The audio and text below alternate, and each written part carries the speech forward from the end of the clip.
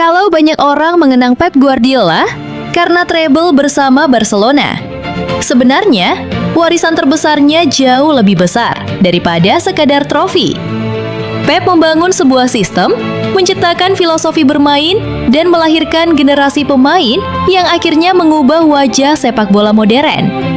Di video ini, kita bakal membahas kenapa kejayaan Barcelona, dominasi timnas Spanyol, bahkan sampai generasi sekarang masih punya hubungan yang sangat erat dengan sosok Pep Guardiola. Jadi, pastikan tonton sampai akhir karena ada fakta menarik yang mungkin belum pernah kamu sadari. Tonton videonya sampai habis ya guys. Jangan lupa tekan tombol like, subscribe, dan aktifkan lonceng notifikasinya.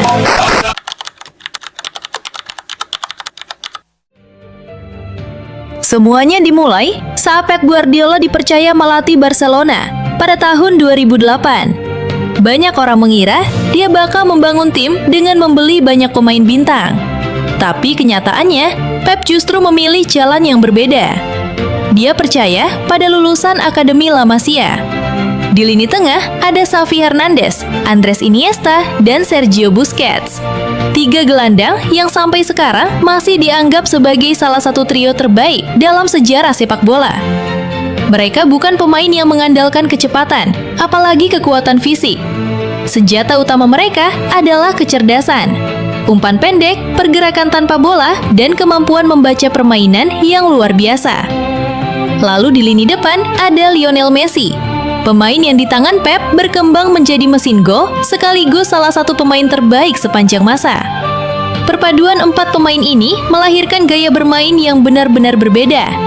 Barcelona bukan cuma menguasai bola, mereka menguasai pertandingan. Lawan dipaksa terus berlari, sementara bola terus berpindah dari kaki ke kaki. Inilah yang kemudian dikenal sebagai tiki-taka. Hasilnya luar biasa. Barcelona menyapu 6 trofi hanya dalam 1 tahun. Sebuah pencapaian yang saat itu terasa hampir mustahil. Tapi ternyata itu baru awal dari sebuah era besar.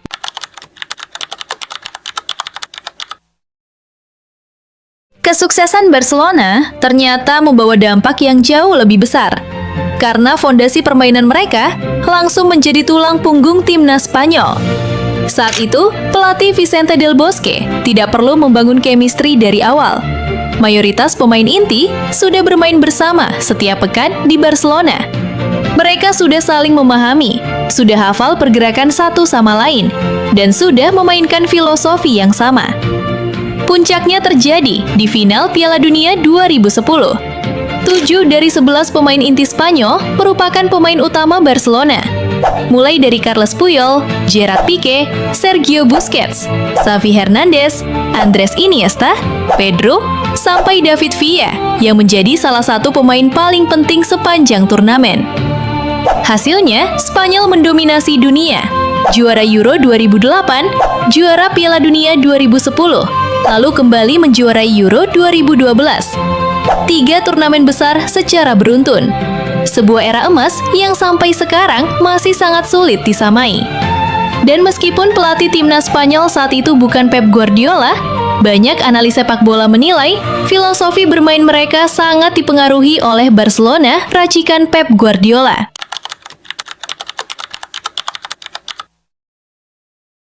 Yang paling menarik, warisan Pep ternyata tidak berhenti di generasi Xavi dan Iniesta. Barcelona kembali melahirkan generasi baru. Ada Lamine Yamal, Pedri, Gavi, Pau Cubarsí, Ferran Torres, Dani Olmo, Eric Garcia, dan Joan Garcia. Nama-nama inilah yang menjadi bagian penting saat Spanyol kembali menjuarai Piala Dunia 2026. Artinya, sekali lagi Barcelona menjadi fondasi utama timnas Spanyol. Bahkan saat menghadapi Argentina di partai final, banyak pengamat melihat Spanyol masih memainkan sepak bola dengan ciri khas yang mengingatkan kita pada era Pep Guardiola. Dominasi penguasaan bola, rotasi posisi, pergerakan tanpa bola, dan umpan-umpan pendek yang membuat lawan kesulitan merebut bola. Tentu saja, sepak bola terus berkembang. Setiap pelatih punya sentuhannya masing-masing. Tapi satu hal yang sulit dibantah, filosofi yang dibangun Pep Guardiola masih menjadi bagian penting dari identitas Barcelona dan terus memberi pengaruh pada cara timnas Spanyol bermain hingga sekarang.